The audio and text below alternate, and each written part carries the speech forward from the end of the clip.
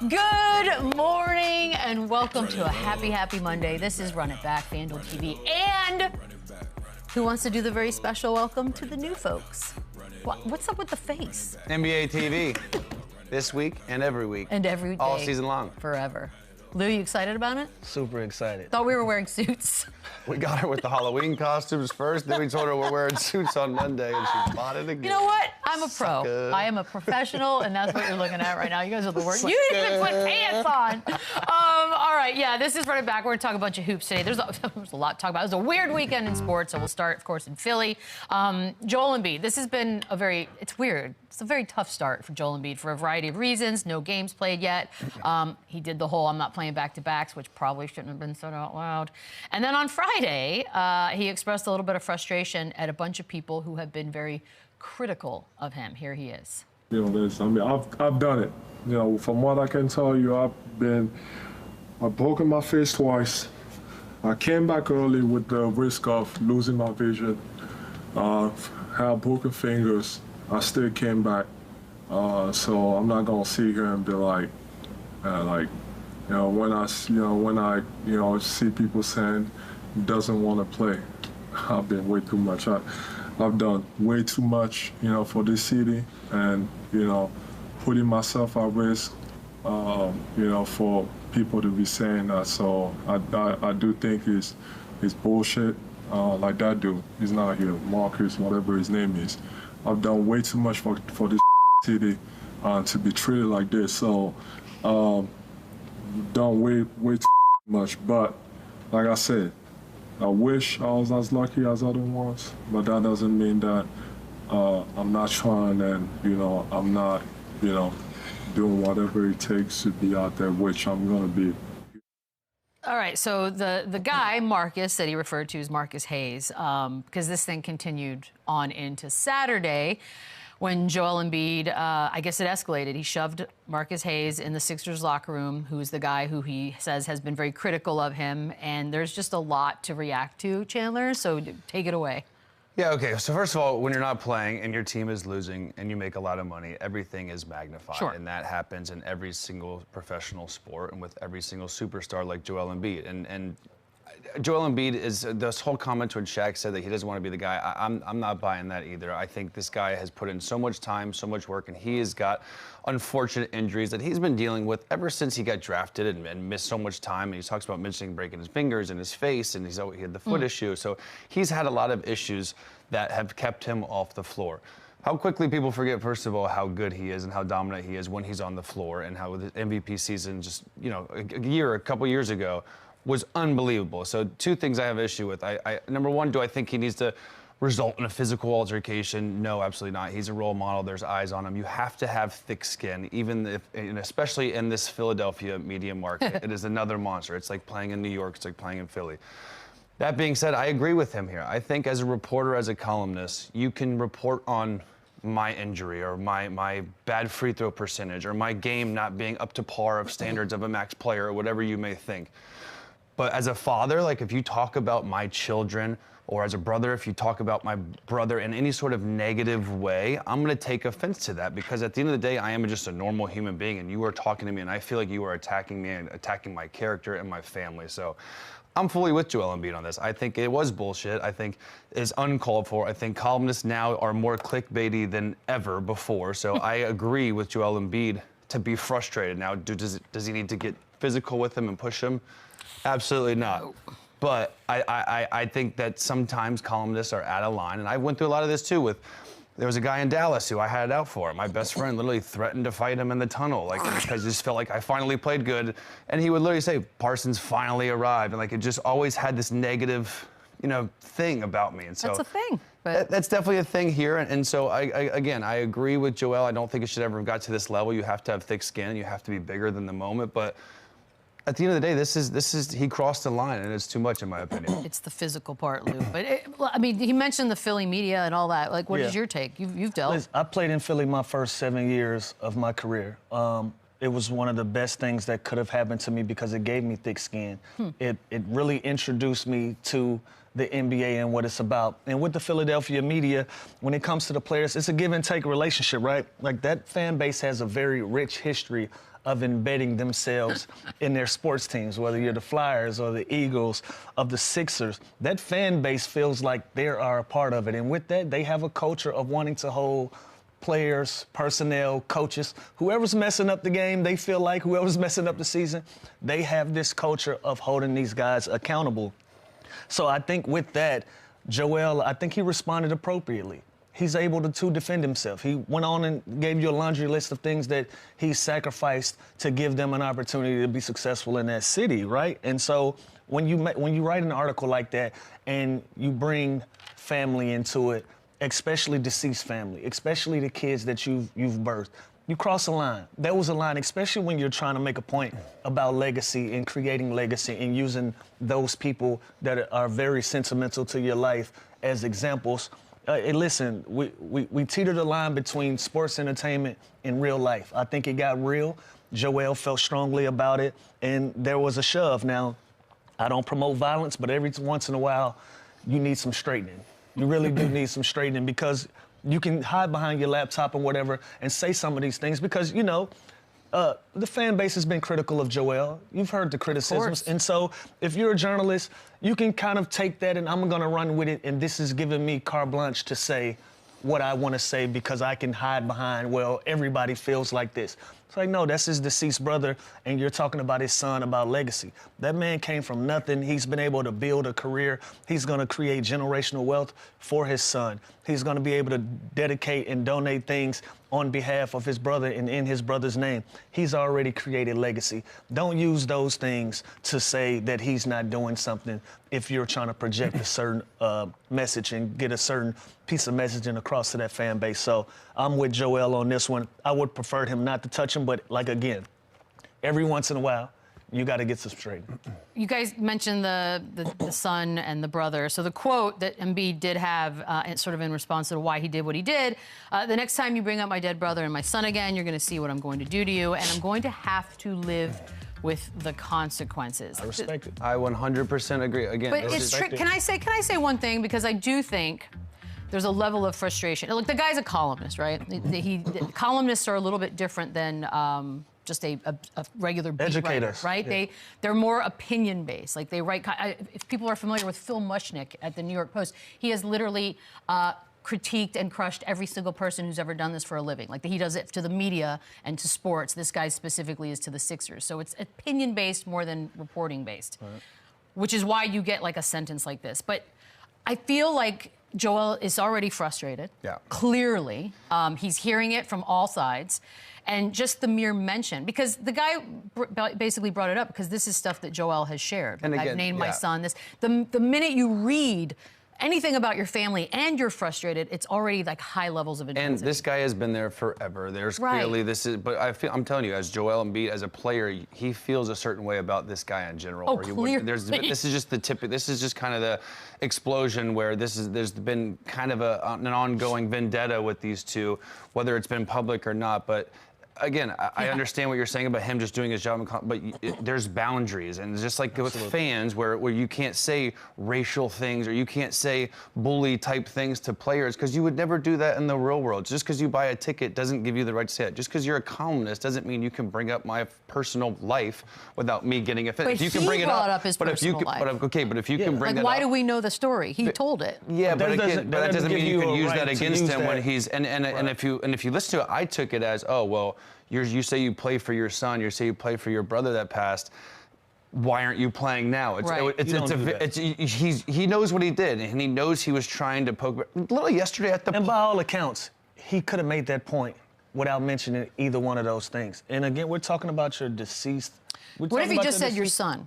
Don't even say that. At all. Look, put the shoe on the other. Put the shoe on the other foot. Right? If you're Joel Embiid, I don't have the right to attack your son or call your son a name or your wife or any of those things are red lines. You don't cross those lines. So whatever point you're trying to make, it has to do with everything with Joel Embiid. Nothing to do with my son, nothing to do with my deceased brother. Has nothing to do with these things. So when you're trying to make a point, make the point to me.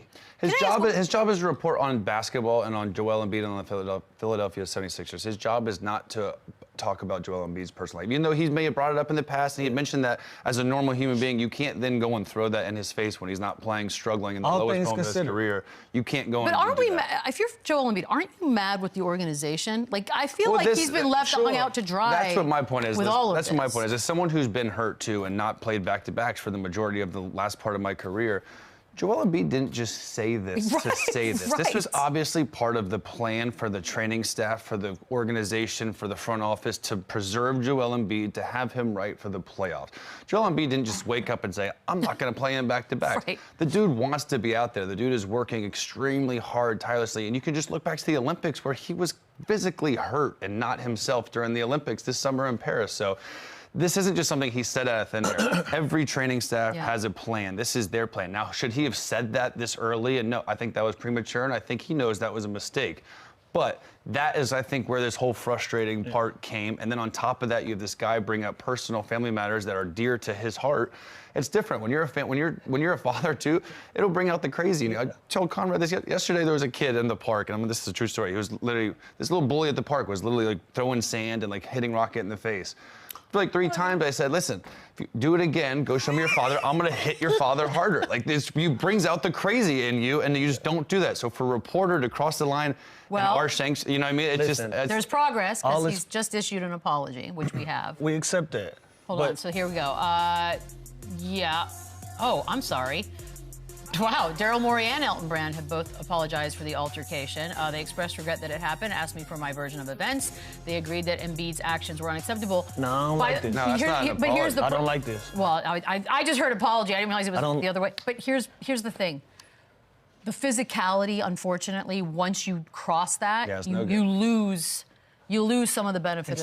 And sometimes you earn the physicality again. But he has everything to lose. Again, like he said, the consequences though are worth it in this situation. And I'm okay with it. Listen, Joel Embiid responded. He took the criticism. He's taken the criticism. He basically said, yo, y'all got me effed up. I've done so many different things for this city to put myself at risk and trying to give us an opportunity to win. He accepted the criticism. He responded to the criticism. That's how it goes in Philadelphia. And fans love him for being give and take with the fan base and with the media. Joel Embiid. Cool. No problem. When you cross a line, it's okay for me to, when you cross that line, I'm going to step over the line as well. And so this goes both. But now the team's just apologized because that's what the team has to do. But as a player with family that's involved in these things, he said it himself. I'm okay with whatever comes with this. I'll deal with the circumstances of my actions. And listen, when you cross that line, when I cross it with you, don't start backing up and start being a victim. No, let's have it out. Let's have it out. And so, as a former player, as a former player, this strikes a chord. This strikes a chord with me. This strikes a chord with Chandler, because we're used to criticism. We're used to people trolling. We're used to people talking. You don't bring my dead relatives into this. You don't bring my children into it, especially when we're talking about playing a basketball. And again, I've never been called soft or the B word in my life till I got hurt. And that's one thing to see it on Twitter or social media, but when and even that's fine. Make fun of me. Bully me if you want to. I can take it. But I just think there are certain professional boundaries that you can't cross. And Joel Embiid, he even said, I am okay with the consequence, whatever they are. Good or bad, if you do it one more time, which I can almost guarantee you the guy won't. So I'm glad Joel said this. But if he does, there are going to be bigger, and I don't care. Fine me, suspend me, whatever. I will deal with that because my family is more important than you talking trash. I'm wondering now how if that puts a weird something. I don't love the comment. I would have rather the reporter come out and be like, you know what, I crossed the line. And look, he still might. I don't love them going to bat for the reporter. If I'm Joel Embiid now, I'm a little salty with That's what I'm saying. If I'm Joel Embiid, am I like, I don't want to be here anymore. This will be ongoing. I'm sure it's not over yet. By the way, there was something in the air this weekend. Football, basketball, everybody's fighting with everybody else. Because now we got Drake beef. How? I don't know. DeMar DeRozan, look, he was at the Kings-Raptors game. It was very emotional Saturday night during the broadcast. Drake was on because Vince Carter, friend of the show, obviously, had his jersey retired. So there was a lot going on. And they had Drake during the broadcast, and he said about the possibility of the Raptors retiring a DeMar DeRozan jersey. If you ever put a DeRozan banner up, I'll go up there and pull it down myself. Bump, bump, bump. Obviously, this goes to the Kendrick Lamar of it all. You know them. I thought that was... You know what? If I'm gonna speak candidly, I thought that was selfish of Drake. Okay. And I say that because Drake, as well as the country of Canada, the city of Toronto, they know what DeMar DeRozan has contributed to the culture up there and what he's contributed to the Toronto Raptors and to that community. It goes way bigger than his personal relationship with Drake. It goes way bigger than his personal relationship with Kendrick Lamar. So for Drake to say, if you put up a banner and I'll personally pull it down, it's like, is it just about you, or is it about the Toronto Raptors? You know, Drake is there. He has a official capacity. He's like an ambassador. Yeah, he right? has an official capacity in the Toronto Raptors, and so, you know, I hate to see it. We've all had relationships. We've all shared good times and laughs. You know, including my time there in Toronto, but Drake knows what DeMar DeRozan means to that city, and so for him to say that, I thought it was kind of silly, and some of the other things that have gone viral that he said under his breath was kind of silly. But all is fair. All is fair in the rap beef. You know, when you get into the rap world and you guys pick a side, and somebody feels a way, it's okay for them to say that. And just like Joel Embiid, it is also okay for DeMar DeRozan to feel how he feels. He did mock him. And listen, when I leave, they'll be talking again. And so, listen, I thought it was fun. As long as nobody gets hurt, nobody crosses the line here, it's all good. It's all great banter. But I thought this was kind of selfish of Drake, being that he is a official representative of the Toronto Raptors, to say that about somebody as beloved as DeMar DeRozan. And if you're the organization, you can't love it. You can't love Drake as an ambassador, as an actual team official saying this. And when, he was 100% serious too. This was not dead serious. I was trying to just. I was like, this is serious. He was definitely not joking, but also like he's gonna get overruled because, like Lou just said, DeMar DeRozan's legacy and you know what he left and what he meant to that franchise, that city, is more than this beef with him and Drake and the whole Kendrick thing. So it's entertaining, it's funny, but he's going to get a banner. Shout out to He Debo. should get a statue, and he Not to be deserves played that. with. Rather, Can I be honest though? If it means that we're going to see Drake trying to climb up the rafters, then I think this was all worth it. What DeMar say? He's gonna have a long way to climb. A long way to go up there. Oh, Jimmy. This is fun. This has been a weird weekend of beefs. I personally think we need more of them. Are you guys good with the number, or higher, lower? Keep them rolling. Keep them rolling. Keep all them right. coming. Don't ever stop. We're going to take a quick break. When we come back, Smitty. yeah, 14-year Smitty. NBA veteran and now a colleague of NBA TV, Steve Smith, joins the show. Run it back, yeah. Run it or run it back. Oh, welcome back. That is right. The man played in the league for 14 years, including a nice run with the Spurs. Ooh, ooh. NBA TV analyst Steve Smith joins us now in Phoenix, because you were doing the second game tonight, Sixers Suns. We just did a lot of Joel Embiid in the first segment. We're going to get your opinion on what went down this weekend. But can we talk a little bit of basketball before we get to that? Because they're 1-4. Looks like Paul George is playing. What are we expecting from this Sixers team tonight on the road? You know, I think if you have Paul George, it helps. But I think with the Sixers, the struggles have been health, and then I think health becomes frustrations. I've had a whole bunch of injuries, and you have frustration. But I think right now for them to get over that hump, you know, once you get healthy and you get over the frustrations, then you have a chance. But if you have distractions anytime with your team, that's when things starts to go array. And I think right now the Sixers have all three. They have health, they have frustrations, and distractions. So hopefully they can correct that. This is the worst trifecta. Yeah. We heard from these guys in the first segment about the altercation that Embiid got into with Marcus Hayes. Obviously, as players, you guys are always going to have different opinions than civilians. So what was your take, sort of what led to it, and then how it played out? Well, I think, Michelle, there's a line that was crossed. I mean, everybody has their individual lines. For me, when you start talking about family, and you start talking about obviously some, you know, different things that have happened with Joel Embiid's family with deaths, I think that's where the line is crossed. Obviously, I don't know their relationships, but it seems like it has hit a boiling point. I think as a former player, you know, I'm okay. You can criticize my game. You can criticize pretty much everything on the court. But when it starts getting off the court, and it's not even me, but it started to hit your family, your immediate family, and people that have passed, that's when I think the line is crossed. Yeah, see, Smitty, that's what I said. I said, make fun of me, say I'm overpaid, think I'm soft, whatever. But when you start talking about my children, or you start talking about a deceased family member, like, I'm sorry, I'll deal with the consequences, and I'm okay with the suspension, a fine, but like at some point, enough is enough. Yeah, I'm with you, Chandler. I mean, I think you said it best. I will add to it. I don't know if I'm going to take soft, though, Chandler. I'm not going to take that. That's the one thing. As all of us, as NBA players, you know, you might have that from your teammates, but from a media member to say you're soft and you haven't been through training camp, you haven't been through these injuries, I'm not going to accept that as either. I think also as a veteran, I learned over time how to deal with the media. When I was a rookie, it was a little bit different. And I think for Joel Embiid, it's just the frustration of starting to boil over and also somebody crossing the line. That's what I think people are going to be watching now is obviously Embiid's very frustrated for a variety of reasons. And now it's just come out in the last, I don't know, 20 minutes or so that the team itself behind Daryl Morey and Elton Brand, they issued an apology to the reporter, which I'm wondering now from your perspective, if you're Joel Embiid and you watched that this morning, are you mad at the team? Are you starting to think about, like, well, maybe I won't be here forever? Like, what's going through his mind? You know, Michelle, I wasn't there, but I mean, my first thing would be, you know, why? As a team, why are we, you know, issuing apologies? I think, and maybe it was to that extent that they needed to, but that'll be a little bit of frustration with me along the lines with the article I read. And behind the scenes, you never know, but I think the one thing for me, I'd be more frustrated, you know, if there's a apology to him and there's not apology back to myself. Right. Yeah.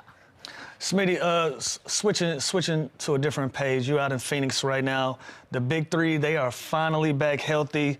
Give me your take on it. Do you think they're the team to beat out in the Western Conference now? I'm sorry, Lou, what team was you saying? I'm sorry, I said the Big Three out in Phoenix. Yes. They're playing tonight. Do you think they're the team to beat in the Western Conference? You know, I have OKC still the team to beat, and I think also the defending champs, even though Denver hasn't played as well. But I think Lou, Chandler, Michelle, if you look at the Phoenix Suns right now, they have a point guard. I asked them last year at Media Day, and I got all type of questions. Devin Booker's going to play point. Bradley Beal, Nurkic is going to play point center. And I still asked the question, you still ain't gave me a point guard. Those guys do different things. And the Big Three of Beal, Durant, and Booker, they score. And I think the one thing you have to do is let them score. And as you guys know, it's been a lost art. They have a point guard that has, 41 assists to 5 turnovers. And not only that, he's a throw-ahead point guard. I don't think people really understand a guy that throws ahead. That's kind of selfless to get you going. And as a scorer, I think those guys are put into their space right now. I like Plumlee. I like Royce O'Neal. I like the additions they have. They are a deeper team. And Bud, as you know, Michelle, from San Antonio, it's going to be defense, defense. I played for him. And the one thing this year, you know, in training, I mean, the media day, he talked about, I just want these guys, Smitty, to compete. And I didn't think they competed at a high level last year. I thought it was a good level. Smitty, Wait, hold on. I like this heaven light that you have going on right now. I don't know what I got going on. Whatever you just did. It's like, I don't know what I'm doing. Whatever you did when you block, if you have blinds, you blocked it. It was pretty. I got blinds. I don't know what's going on. You know, Phoenix Suns. The sun is hot. Phoenix Sun, man. Michelle, all you need is my voice. That's all you need. You're fine. Smitty, the Bucks are now 1-5, the worst record in the Eastern Conference. You want me to close the blinds? Okay. I'll hold. Bow, bow, bow, bow, bow, bow. Yeah, this is like action TV. I like this. There we go. Hotel blinds, man. You just don't know where the sun's coming out. Now we're rolling. Now we're looking at something. Jack of all trades. Smitty, the Bucks. Whoa, 1-5, worst in the Eastern Conference. You would have told me 2 weeks ago the 76ers and the Bucks would have been 14-15 after a week or two.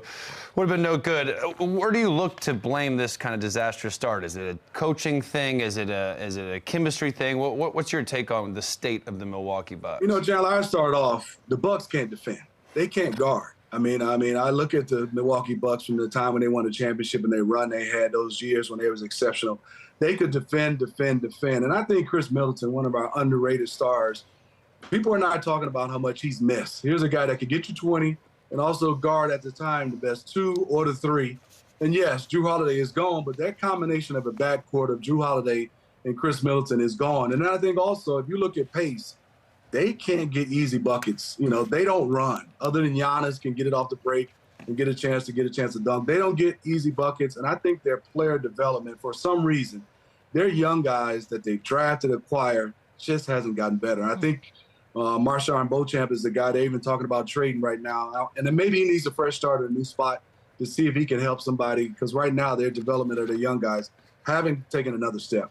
Yeah, it's interesting because I love Marshawn. I love the additions of Gary Trent, Taurean Prince. So on paper, this team looks like it should work, looks like it should mesh. And call me crazy, I still think there's obviously time. It's 6 games in, it's a small sample size, but man, they don't look too good. So in your take right now, Giannis wins another ring in Milwaukee or forces a trade to another team? Which one's more likely to happen? No, I don't think they'll win another ring right now the way they're constructed. So I would say, if you give me those 2 options, I think he has to force a trade if he's trying to win a championship. Yeah.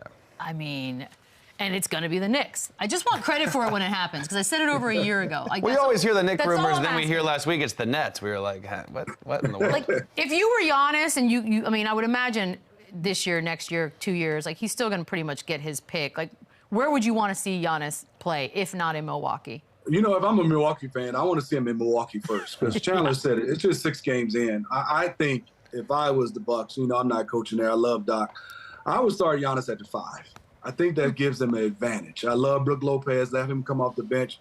But it'll be Giannis and Bobby Porter starting for me, just because we can have a better, I think, team defensively and offensively. I think they'll be a much better team. They'll be able to get more pace, also get more buckets. And I think an advantage for Giannis at the 5. You know, I don't think other than maybe Embiid, maybe Jokic, that there's anybody that can really dominate Giannis at the 5 position right now. I got to talk, obviously, we're going to talk a little bit of Spurs while you're here. Got the championship back in 03. That was a young Pop, a younger Pop back then. What do you remember? I love asking guys sort of like their Pop experiences. Sometimes Danny Green comes on the show. I always want to ask him about that. Your memories of young Pop, what are they? The same as, you know what, Michelle, you're right. Young Pop, just into you defensively and never smiled. I can see right now, they're getting a young Pop. He's smiling, he's having fun.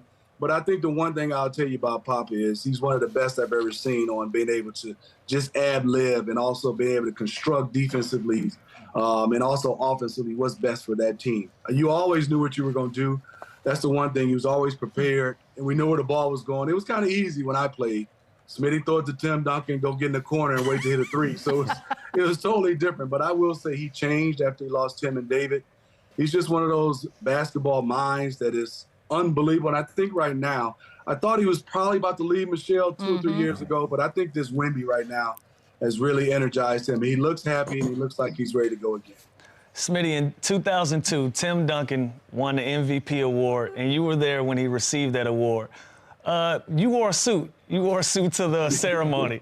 What did Tim wear to that ceremony? Yeah, Lou, sounds familiar. He wore just like your reaction when he laughed. It really has a veteran. You know, I'm excited. I'm coming in with a suit. That's just the way I look at it. The Burks. And Lou, as me, Kevin Willis, some of the older guys, Steve Kerr, I said, Tim, I know you're not wearing this. And, you know, in Tim form, he said, why not? I said, you got on some, I don't know what they called. They're shoes. jorts, kind of. The Birkenstock. Jorts are back.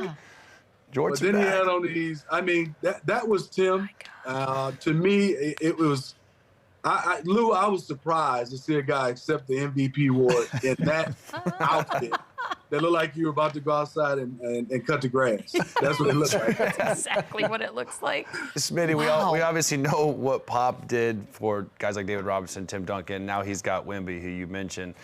Is he the perfect fit? Is he going to get the most out of Victor Wembanyama? Is he going to keep him there now for years to come? What's your take on that situation? Chandler, I love that question because I think last year was Pop at his genius. I would have think he only played like 25 minutes because Pop's not worried about himself. Any other coach would probably have been playing a kid 35 to 40 minutes. I mean, Pop is bringing him along slow, the right way. And I think Chris Paul, Harrison Barnes, those veterans going to really help him. I'm just looking at it, Lou and Chandler. You know, I'm scratching my head. He went and got Jamal Crawford to work him out this year. Yeah. I said, okay, the times have changed from when I played when I thought people ran Akeem Olajuwon as a big. So Lou, Chandler, they might be calling you to work out Wemby next. We might be next. I got a fadeaway he can put in his bag. I'll give him that shot fake. That's all I had. Dude, That's the one thing that's changed. I can't wait to talk to Jamal about what they really worked on. because I know it's great. It's going to help his game, but that's just different for me. Yeah, it's going to be some ball handling, some creativity. I mean, we've seen a bit of it already. Yeah, like absolutely. He's kind of doing things that don't make sense for the size that he is. It's ridiculous. I almost feel it feels unfair asking this question because we now know what Tim Duncan's career looked like. It was amazing. But let's just say you had to go back in time. You have Tim Duncan, you have Victor Wembanyama on the board. Who would you take?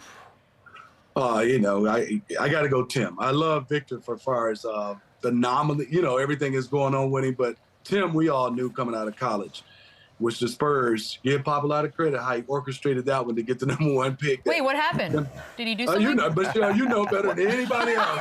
I don't remember. You don't remember? Okay. Well, I don't either, but I can tell you they got the #1 pick. But I definitely go with Tim. I mean, he's the greatest power forward in the history, in my opinion. Facts. See, and you guys get mad when I put him top 5. All right, 2000 Olympic team. That was a who's who of ball players: KG, Vince Carter, Ray Allen, J. Kidd, you. Like, as far as the gold medal winning teams through history, where do you rank that one?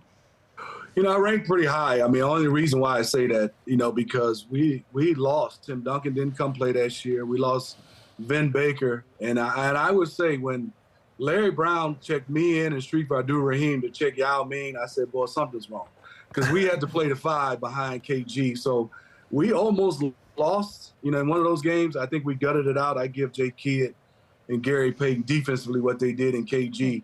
But it was one of those teams that we were close-knit, but we didn't have any bigs, which really, really hurt us because Lonzo, you know, as you guys know, was having some issues injury-wise and had to go back for the birth of his child. So we were lacking bigs, but we got a chance to pull that off. And the Vince Carter dunk, something I still have never seen ever in my life.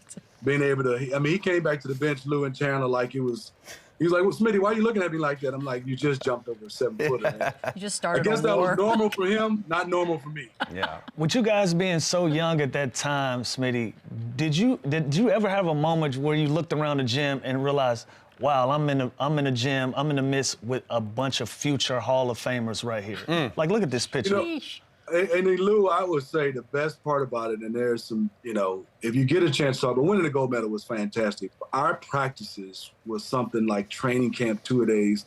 The intensity of GP, the intensity of J. Kidd, KG, Tim Hardaway, it was something. We played one-on-one every day. We did everything. I would tell people this. People don't know. Allen Houston one-on-one was impressive, Lou. Oh, he yeah. had hurt his right hand or right wrist. He was playing one-on-one left-handed and was doing all right. And that's why I said, Allen, I haven't seen this part of you before in games where he could go get his own with his left hand. Allen Houston was the original ISO Joe. Yes. You mentioned the ones, Allen Houston, but is it true KG just went at everybody one-on-one and cooked pretty much everybody? The worst part about it, he just kept talking and chirping and chirping. But Love it. He was hard. He was on one day that they caught on film. Yeah, and I I've give seen him a the lot of clips. credit. Yes.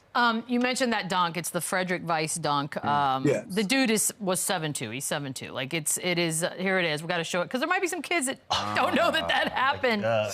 It's funny to me that Vince walked back like it was no big deal.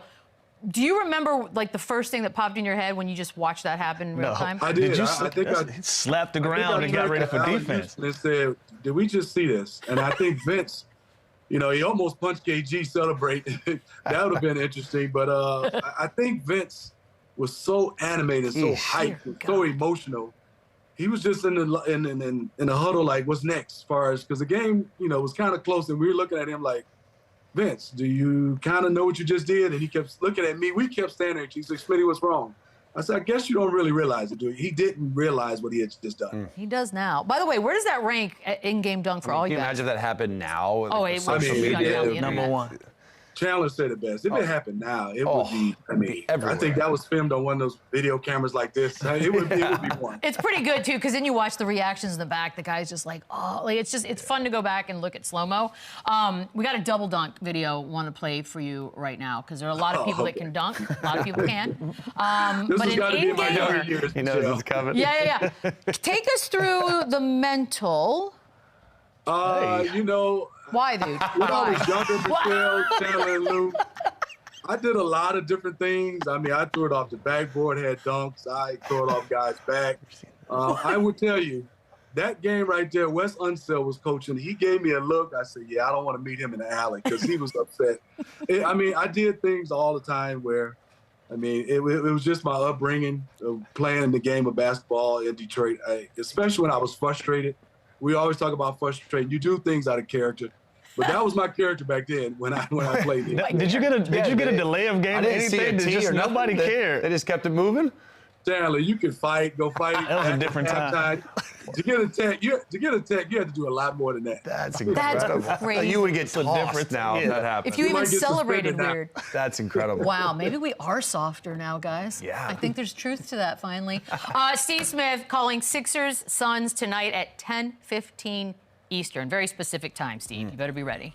We appreciate it. Hey, I want to say, Michelle, before we leave, I watched that guy Lou in high school.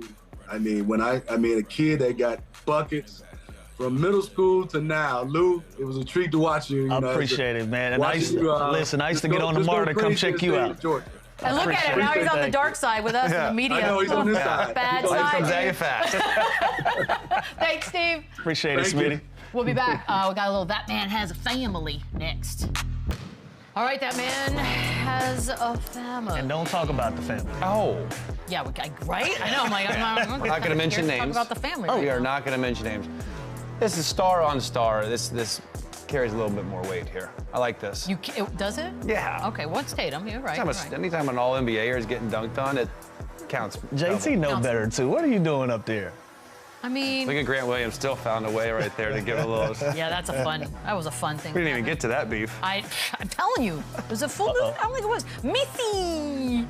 Who? Missy. Hey. Oh, dear. Remember Miles Turner? Anybody seen Miles Turner, man? Oh, my. Found him on a poster. I like dog that. it. Rookie of the Year ladder. Look no further than Missy. Missy. Telling you. I thought you had Reed Shepard. I did, but now he plays 7 minutes a game. And so you're switching to Missy? Udoka's taking my legs out. You got to play to get Rookie of the Year. That's a great point. I do agree with you. You got to play. In that regard. This is nasty, though. Here we see. Okay. Ochai Agbaji. Okay. I'm pretty sure I butchered that. Off a lob. You Oh, see that's it, Is that a hand? That's he looks Really excited himself. That was a good steal by Dick. By the way, these are my favorite Toronto Raptor jerseys of all these time. are fire. This is the VC night. That's appropriate. Love it. You feel like you just need to call out Grady Dick? It's a good steal by Dick. Oh, there you go. Who's that? Who he play for? Oh, John. Oh, fun. On takeoff, I thought he was going to dunk it. Me likey. You know what? It's changing it up a little, keeping you on your toes. Yes, sir. Versatile. You can do whatever you want. He's got it all. Hey, Yeah, the NBA is much more fun with Ja Morant doing things like this. By the way, We love it. this next one, I'm not even going to say the words. You just watch the next one and be react. silent. Just be silent. You're going to like it. Oh, yeah. That's Rudy Gobert. Hey, look. Oh, you know you got dunked on bad when you want to fight after. You definitely. There was a little extracurricular afterwards. I don't blame Rudy for you can't do that. Until he sees Russell Westbrook coming, and then he's like, no, never mind, I'm just kidding. But besides the point, this is a nasty dunk. It's a pretty good dunk, dude. I don't know why you're mad. No, I'm not mad. Not at you. Oh. I know you're not. No, I'm stoked. I know you're Great. not mad at all. Rudy did nothing wrong here. One for the good guys here. Lou, hit him in One the for the face. home team. I'm ignoring this. One for the home team. Chandler Johnson. Chandler's just always in a war. Friend of the show. Hey, oh my dear. That's Lou's guy. Oh, yeah. Look at the Trampoline Johnson. Got paid. And good shoes. Everything's happening for him right now. He's a stud. I love everything about what just went down here. Yeah, Absolute JJ. stud. Yeah. Same game, by the way. We're gonna stay. Oh, we got Jalen Johnson on the show tomorrow. We'll talk about this. Yeah. Oh, talk about this dunk And tomorrow. the shoes. B.I. Slick set my man up. B.I. seen it happening. All right, let me see. Larry Nance, a friend of the show. Hey. He likes to he likes Got that it. kind of extend. Nance got the old school game. He got the 70s flow. I just like the whole vibe. And shout out to senior. Shout out to senior. Shout out junior. Just shout out. Just shout out everybody. Shout out It's a good everybody. segment. man It's a has good a segment we do here. I just call this segment shout out. Yeah, shouting out our own segment His dad. because of their highlights. I just love it so much. Look, we got some Tice. actual basketball we could talk about because the Cavaliers, Chandler, look now, 7-0, courtesy of a nice game winner from Mr. Donovan Mitchell here against the Bucks. That was Saturday. Now, only 2 remaining undefeated teams, and they are one. And insult the injury, Milwaukee. Yeah. Jeez, Listen, Michelle, they are legit. And happening. shout out Georgie Niang, out. all up in my group text this weekend. Here's your flowers. This is a legit team. They do it on both sides of the ball. They are a top 5 team offensively and defensively. They don't turn the ball over. They move the ball. It's not a lot of iso ball. Their backcourt seems to found this newfound relationship and love, and kind of proving that was all just kind of BS last year, because those guys look like they're enjoying playing with each other. Jared Allen's so valuable. Evan Mobley seems to take that step. So they are a legit team. Now, did I think they're going to start off 7-0? No. It is very early. They did have wins over Raptors, Pistons, Wizards in the first, so their schedule hasn't been that crazy, but by no means is this not impressive. They are 7-0. Kenny Atkinson he has them playing together. He has them playing on both sides of the ball, and they're going to be a real threat this year, and they showed they got off to a great start. They're young. They're healthy. Last year when they were healthy, this team was really, really good. They had that run. Now they're George should know, though. We never had a problem with their talent. We always thought that the Cleveland Cavaliers were talented. Their problem was being healthy. Now that they're healthy, it's showing in their record. They're 7-0. Kenny Atkinson is going to have this team flying up and down the court. And one thing I do know about Kenny, he exudes confidence. He's one of those coaches that his guys are going to be confident in playing with him, and he's going to give them the tools that they need to win. So, George, don't be mad at us, man. Don't give us crap. Yeah, we always thought y'all were talented. Y'all just were never healthy. Come back on the show, George. We'll see you soon. Yeah, gotta I'll be have you back on the show. Donovan Mitchell, I mean, look, can he be the #1 dude on an actual championship contending team? Absolutely. Absolutely. I think the Utah Jazz felt that when he was there. That's now they feel that there, and he got so many different pieces around him in Cleveland now, and it's showing in the work. A 7-0 start, and this is important. You know, like we talk so much about Boston. Once Boston gets going and they create separation from other teams, this is going to be important. So for Cleveland to put themselves right there in that mix, get off to a hot start, this is going to do amazing wonders for them down the stretch. And he's so good offensively. He can get to his spot. He isos you. He can shoot the ball. So, yeah, I do think he could be a #1 on a championship team, but I think 2 and 3 and 4 options have to be very, very good, which they are. He's got a great backcourt mate in Darius Garland, who continues to look healthy and, excellent speed and fast in transition. So they're starting to play off each other. And, again, Evan Mobley, to me, is the guy. I thought by now he would kind of be in that all-star, all-NBA type player, and it seems now that he's taken that jump. He's a walking double-double. So positive, all this. It's. Wow. I mean, listen, when you're 7-0, it's hard to shun this. And again, it's a small sample size, and I think things are gonna even out here. But this team is rolling, and so you can't say anything bad about them. And they play the Bucks again tonight. And I kind of looked at their schedule. They're gonna win a lot of games. Well. Looks like George got to you, Chandler. Yeah, Love sorry, to see George. it. Grant Williams. Oh, buddy. I was ejected. Flagrant foul right there on Jason Tatum. 2 minutes left in the game. He was ejected for that. It was Jaylen Brown said it was a Ray Lewis hit across the middle, basically. Look, Grant Williams said afterwards it was not intentional. They're besties. Cap. Anybody buying that? You know, All right, what my problem is, buying. Lou? I don't even hate the foul. The foul is fine to me, but own it afterwards. Like, it was 1,000%. Yeah. It's Don't do something to make a moment and then run. You're from the insulting moment. our intelligence Yeah. by saying it's People do not this. intentional. That's the best way to put it. come Don't here. insult my intelligence. Well, he didn't see me. Of course he didn't see you. It was a blindside hit. Right from the side. Yeah. Obviously he didn't see you. This was a dirty play. That's your man's though. I get it. You probably can get away with it. That's your guy. But definitely a dirty hit. I don't mind the foul. It's cool. It's part of the game. But again, like Chandler said, don't insult my intelligence by saying, "Oh well, I was just trying to stop the play." And this, no, it was a hard foul. You wanted it to be a hard foul, and you got what happened. Yeah, and then he did it again with the antics with Derek White at the end of the game. But again, listen, he was on this juggernaut championship team, and now he's on the Charlotte Hornets, so I'd be a little It's fair. salty too. Don't do this. Don't do this. No, but I'm saying, like, just own it. It's a fine. No, he's right. You got dumped for like garbage. It's a fine foul. No like offense. it's You just always find a way to diss a team. No, I'm not even that's- dissing. I'm just saying he went from Chandler, one of the we're on best. NBA TV. What's your favorite NBA He went city? from one of the best teams to the worst team. I would be a little salty too, is all I'm saying. A little salty. We're taking a quick break. Fine. We'll come back with more Run It Back. Run it up, run it back. Friend of the show, Sham. San Antonio Spurs coach GREGG Popovich suffered a health issue before Saturday's game. Mitch Johnson, of course, got to coach that and will now be the interim head coach for an indefinite period, which includes tonight here in Los Angeles and Wednesday against the Rockets. That sucks. I mean, I knew something had happened. Not a lot of detail. Spurs are very good about keeping things insulated. I was hoping to get to see him tonight here in Los Angeles, but I hope he's doing okay and gets better. Thoughts and prayers with you, Pop. Get back soon. Absolutely. League's not the same without you. Yeah, I hate news like this. All right, guys, we got some. I mentioned it earlier. Bucks, Cavs, 7-0, Bucks 1-5. By the way, these numbers are weird to see. I gotta talk about these Cavs again. Yeah, George literally texted our producers and was like, "You guys have to talk only Cavs, and it can." I'm going Bucks tonight, George. What? 7 points? Get out of here. Really? Let's see. Let's make it I interesting. mean, 7 points I will makes it say interesting. again, no shade at the Cavs. They are playing great, but 7.5 points, whatever the finishing line's gonna be. It's a lot of points. This is a team that just went toe to toe with the team. This is a team that is struggling mightily. They are searching for ways to figure out. You got to imagine the Bucks are going to come out. They are going to play extremely hard. You have to think I like they're the at home, right? Bucks No, plus I have. 7. Yeah, I'm going Bucks. 7's Listen, call me crazy. They have so much talent on that team. I just always have this feeling that they're going to be able to turn this thing around, and maybe Fair. it starts tonight. So I like Bucks. You know, it's crazy. It's like 2 weeks ago. If I asked you who's a better team, you're saying Bucks 10 times out of 10, right? Absolutely. So it's stop. 9 out of 10.